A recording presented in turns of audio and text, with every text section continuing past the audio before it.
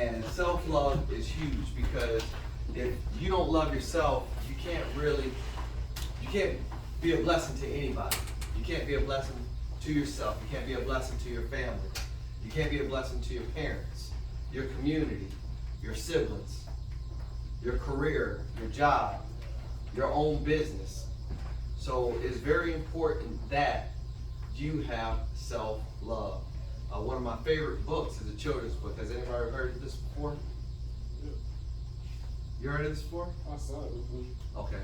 I don't see that. You never seen it before? Yeah, Rich School, I don't see it. Yeah, typically it's a children's book.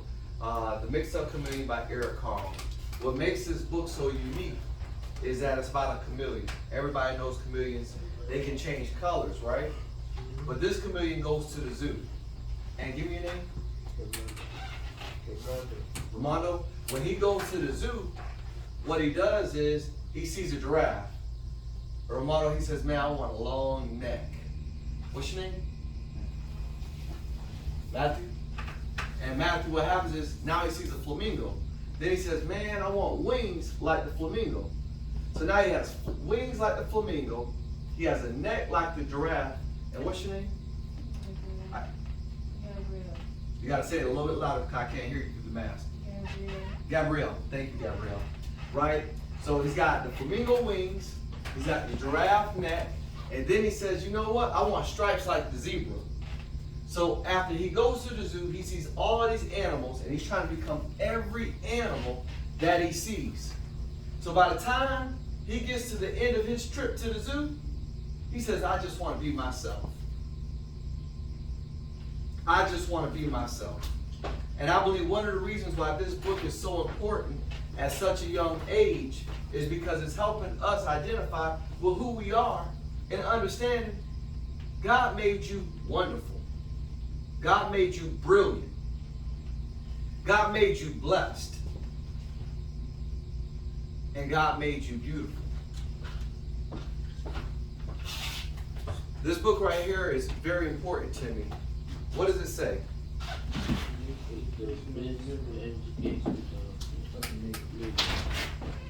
All right. Believe it or not, the guy that wrote this book, his name is Carter G. Woodson. What is February known as? Black History Month.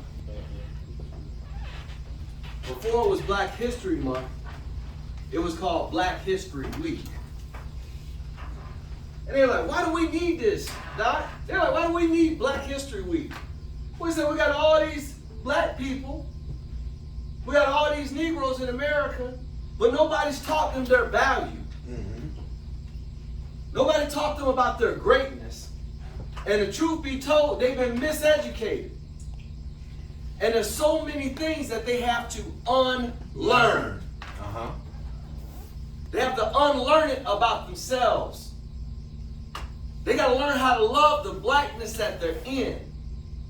They got to love the skin that they're in, Matthew.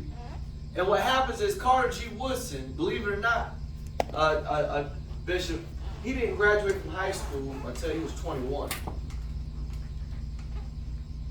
But check this out. He's the second black man, second black person to graduate from Harvard. The first was W.B. Du Bois, one of the co-founders of the NAACP. And what was so funny about that is that some white folks, when they saw NAACP, I ain't gonna say the N word that they use, but they'd be like Negroes, alligators, apes, coons, and possums. Well, we know they were miseducated too, because possum don't even begin with a P. Because they have so much hate towards us. For no other reason outside of the skin that we're in. So we have to be uneducated in order to be properly educated. But it starts with self-love.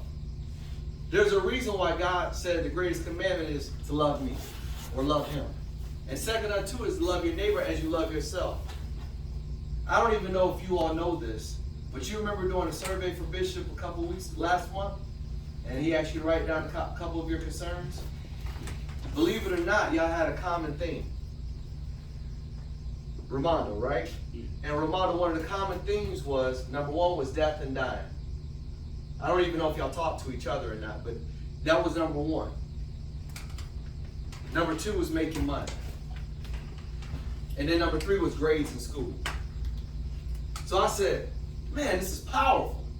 So then we did another survey at 65 youth over at Zarephath Academy, less than 2 miles from here. 65 youth look just like y'all. We gave them a 15-question survey. You want to know what number one was? Death and dying. Number two, making money. Number three, grades in school. Imagine if we can eliminate death and dying from our young black folks. And that would be awesome. What did you say? That would be awesome. That'd be awesome, wouldn't it? You gotta worry about nobody dying. Worry about your friends dying, your loved ones, all that. And Ramondo, that's why we need leaders like you. That can speak truth to power. That can speak truth to your peers. Because it's very important that we tap into this because we've been so miseducated.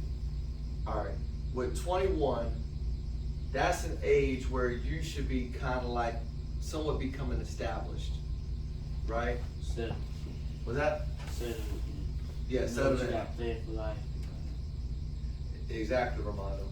And Matthew, is pertaining to 21. 21 is when you should kind of like have a foot.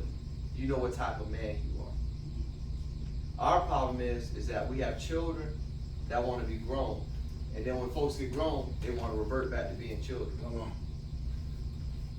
That's it. I don't understand it. It's like we go backwards. When we're supposed to be enjoying life, we want to hurry up and get grown. And then once we become grown, Y'all don't want it no more. we don't want it no more. So it's very important that we have a real identity. And we're not a copy.